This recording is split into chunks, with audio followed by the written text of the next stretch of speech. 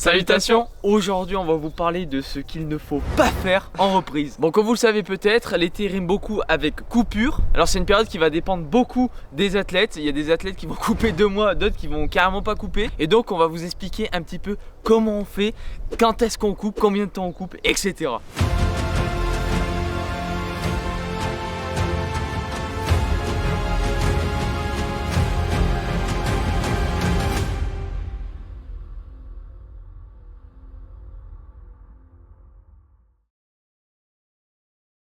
Alors après les championnats de France, sur la dernière vidéo que vous avez vue, c'était l'heure de notre coupure. Bon, on dit coupure, mais c'est pas non plus coupure complète, puisqu'en général on fait toujours un footing par semaine, même en pleine coupure, pour essayer qu'on reparte pas de zéro complet. Parce qu'effectivement avant nous prenions une coupure complète, environ de 3 semaines, 1 mois. Sauf qu'après on part de tellement bas, on est au stade de larve. Non, en vrai on a toujours fait beaucoup de rando, beaucoup de sport, sauf qu'on courait plus du tout. Et le problème c'est qu'on part vraiment de trop bas. Et bien sûr pour moi c'est des risques supplémentaires de blessures à la reprise. Donc depuis 2 ans on a décidé qu'on faisait uniquement 15 jours de coupure avec un footing par semaine. Du coup, une semaine après la fin des compétitions, on voulait un peu se changer d'air parce que ça avait tellement enchaîné pendant le mois de juin et de juillet qu'il était important de voir de nouveaux horizons. Donc on a décidé de partir dans le Jura en mode road trip avec le petit Duster. Vous nous connaissez, on a commencé un petit peu trop fort sur le premier jour. Sur le coup de 16h et des poussières, on s'est dit bah pourquoi pas aller rejoindre le Puy de Sancy, qui était vraiment très loin, et 16h, ce qui est beaucoup trop tard pour commencer une rando. Personne commence une énorme rando à 16h. Hop hop, il se passe quoi? T'es enrhumé? Là on part sur une rando de surqualité, objectif aller derrière nous.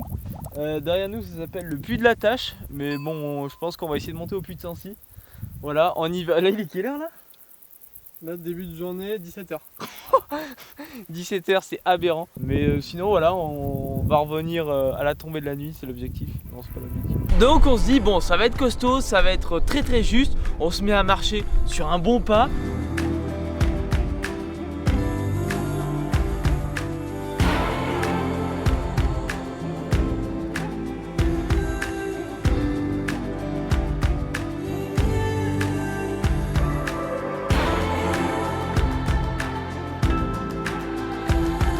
Et les heures défilent jusqu'à arriver en face du Puy de Sancy. Et là on se dit bordel, il est 20h30 je crois, un truc comme ça. Ça va être très chaud. Et pour une fois on a bien fait de s'écouter, puisque même en faisant le demi-tour on est revenu de nuit vers 22h30. Heureusement on avait la frontale. Ouais, on avait prévu attention. Mais c'est clairement le premier jour de vacances et ça part déjà en couille. Arrivado La Casa. Attends, je suis ouvert là. Il y a combien ma montre? 22,9. 22,9. Oh là là. Ah, il est ouvert. Attends, t'es pas encore arrivé jusqu'au véhicule quoi. Tu t'es fait ouvrir avant.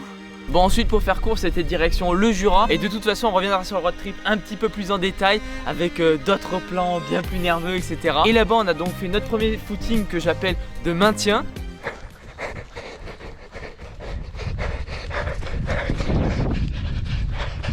C'est la reprise. Soit 40 minutes, 8 bornes. Voilà, on est pas mal. Les sensations n'étaient pas folles, mais bon, comme toutes les reprises. Donc ça c'était vers le 20-21 juillet. Et ensuite on a fait un deuxième footing la semaine d'après, vers le 24-25 juillet, quelque chose comme ça. Entre temps on a fait également pas mal de rando. On a également été nager un coup. Voilà, on s'est chauffé un petit peu pour muscler les épaules, c'est toujours important.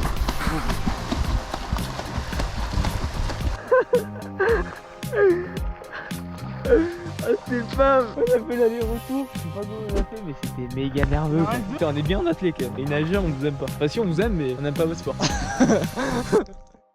Quelques jours plus tard, en vadrouillant sur le Google Maps, on était à la recherche du plus haut sommet du Jura. On était un peu déçus parce que c'est vraiment pas haut, c'est le Cré de la Neige qui est vers les 1780 mètres. Et là pareil, départ tardif vers 15h, 15h30, je sais plus trop. La randonnée paraissait aberrante, mais on s'est dit ça va le faire. Bien sûr comme d'habitude, heureusement on a prévu les frontales.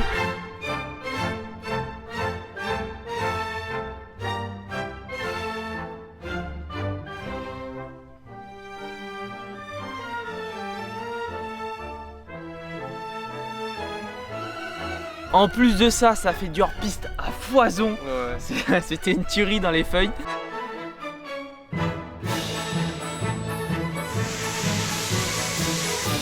T'es rapide là, t'es rapide. Attention, doucement, doucement.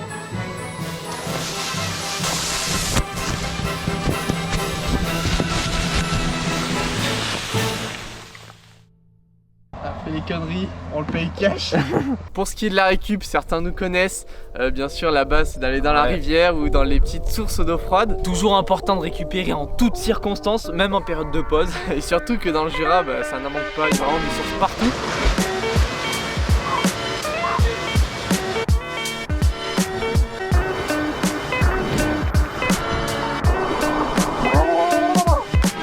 Notre pause a donc duré du 17 au 30 juillet, donc soit un total d'environ 13 jours. Mais bon, comme vous l'aurez compris, c'est pas vraiment une pause, vu tout ce qu'on vient de vous dire. En gros, le but initial est de reprendre par 2 ou 3 sorties la première semaine, d'en rajouter une la deuxième semaine, d'en rajouter une ou deux la troisième semaine, etc. etc. Et pour arriver vers les 25-30 entraînements par semaine. Voilà, progressif sur 5 à 10 semaines. Mais vous vous en doutez, ici vous êtes chez le petit duo, donc forcément c'est obligé de glisser. Du coup là, objectif, tour du lac de Joux, soit 22 bornes en reprise, donc ça va être lactique, mais c'est ça qu'on aime quoi. Alors ce qui s'est passé, c'est très simple, c'est qu'on s'est dit on va faire notre première sortie longue. Alors non, c'est pas 1 heure, 1 heure c'est déjà beaucoup quand on a reprise. Là on s'est dit allez, on fait le tour du lac de Joux, ça fait 22 km. Ouais, à la base c'était prévu initialement tranquillement. On part direct sur 4,30 au kilo, un truc comme ça. Sans faire exprès. Voilà, et puis ensuite on se retrouve très vite sur 4,10 au kilo. Donc moi bien sûr je commence à être en sueur. Je me dis bon, le tour du lac est quand même long, il y a 22 bornes à faire. Heureusement qu'on s'est pas dit qu'on allait faire le tour du lac Clément, parce que là c'est quand même pas pareil. Un peu compliqué. Par contre, c'est dans un projet, il n'y a pas de souci. Ça va être fait, ne vous inquiétez pas pour ça. Par contre, je crois que le tour du lac Clément fait 170 km, donc voilà, ça sera pas le ça type attendra de encore quelques mois, mais ça va arriver. Les kilomètres défilent et au bout d'1 heure ça commence quand même à être long. Voilà, ça commence à tirer dans les jambes. N'oublions pas que nous sommes sur le footing de reprise. En plus le côté opposé du lac, il y a un petit peu plus de côtes, c'est un petit peu plus vallonné. Mais bon, on s'accroche, c'était surtout de la fatigue plus musculaire qu'autre chose. Et mentalement c'était pas trop difficile en sachant que c'était un tour qu'on avait encore jamais fait. Donc quand c'est nouveau, ça passe quand même plus vite. En soi, ce qui était le plus dur, c'est que 5 km avant la fin, on était tous les deux complètement en hypo, asséchés. Je crois qu'au final ça fait une sortie de 1h40, quelque chose comme ça, 1h50 même et quelques. Ça. Mais en soi, tout allait bien. On va même se baigner 2-3 heures après. C'était super cool, je fais un superbe plat, même 2 superbes plats, c'est au top. On est au maximum de notre forme. Et là, quelques minutes après la baignade, qu'est-ce qui se passe? L'arrivée d'une petite douleur chez Nico. C'était sur le métatarse un peu externe du pied. Pour ceux qui sont en master de kiné. Et là on avait prévu d'aller sur le Mont d'Or, qui est un sommet au-dessus de la station de Métabier, où là vraiment on a la vue sur le Mont Blanc, sur le lac Clément, etc. Et à partir de ce moment-là, c'est l'enfer. En fait, la petite douleur s'est transformée en une grosse douleur. Putain, c'est compliqué là. Et là, tu dois monter en marche arrière et tout. Je suis pété complet, genre vraiment j'ai une douleur de fou au pied. Je me dis putain, c'est quoi ce bordel? Et là c'est le début d'un long calvaire. Je me tape cette douleur pendant 2 bonnes semaines et une bonne douleur bien violente. En plus j'accentue ça parce qu'on a eu la bonne idée d'aller au Puy-de-Dôme et de faire une superbe rando de 15 km. J'arrive, j'ai super mal aux pieds. Qu'est-ce que tu fais, ça les pommes? Alors que juste avant la rando tu me dis oh là ça va mieux et tout. Ouais. Bon, à la fin de la journée c'était de pire en pire. Pété, ouais. Et pour ceux qui se demandent, il paraît que ça peut être une inflammation à ce niveau là. De l'articulation. Ouais, je sais pas trop, mais en gros qui peut être assez violente et qui peut durer assez longtemps. Une nouveauté chez moi, écoutez, c'est pas mal. Sur le chemin du retour, on en a profité pour croiser un seuillard, ça fait plaisir. Et oui, on s'est organisé un petit footing avec Romain. Donc Romain qui habite vers Ussel pour les connaisseurs. Il vous a concocté un petit footing de qualité sur son terrain de seuil préféré. Voilà, donc ça fait plaisir. Je crois que lui aussi à ce moment-là était en reprise. Alors lui c'est pareil, en reprise il avait fait un marathon carrément. Je crois qu'il avait craqué complet. C'était encore pire que nous. C'est peut-être d'ailleurs pour ça qu'on a fait un footing ensemble, parce qu'on est un peu connectés dans les choses qu'il ne faut pas faire. Bon, entre temps, toi t'as continué par contre. Moi pour le coup cette année la reprise s'est super bien passée. Il n'y a pas eu de blessure, il n'y a rien eu de spécial. Et comme vous pouvez voir la courbe Strava, elle est progressive et parfaite. Comme vous pouvez voir, sa courbe Strava, c'est l'exemple qu'il ne faut pas faire. Mais c'est important de contraster bien. Et en arrivant début août, il était temps de commencer les premières séances. Alors là, évidemment, c'est dans le contrôle. La première, ça a été, c'est pas vraiment une séance, c'est un footing actif de 2 fois 10 minutes aux alentours de 3h30. Là, tout allait bien. Le seul problème, c'était surtout la chaleur parce qu'on était revenu en plaine. Et ben, comme vous le savez, il faisait beaucoup trop chaud cet été. Et puis ensuite s'enchaînent un petit peu les footings et les séances. Tu commences par un petit peu de fartlek, des 1, etc. etc.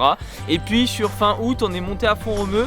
Donc là on a un petit peu plus poussé, mais on a essayé de vraiment pas abuser et de toujours respecter cette continuité dans la progressivité. Et comme vous pouvez voir, le volume augmente progressivement, mais tout en étant sous contrôle. Bref, tout ça pour dire que la reprise fut mouvementée et qu'il ne faut pas spécialement suivre nos conseils de reprise. Enfin si, vous pouvez suivre nos conseils mais pas ce qu'on fait. N'hésitez pas à nous dire en commentaire ce que vous faites, vous, ce que vous avez l'habitude de faire. Est-ce que vous coupez, je sais pas, un mois, 2 mois carrément pour les... Si vous coupez une année Vous avez l'habitude de couper une année, de faire une année à fond et une année repos.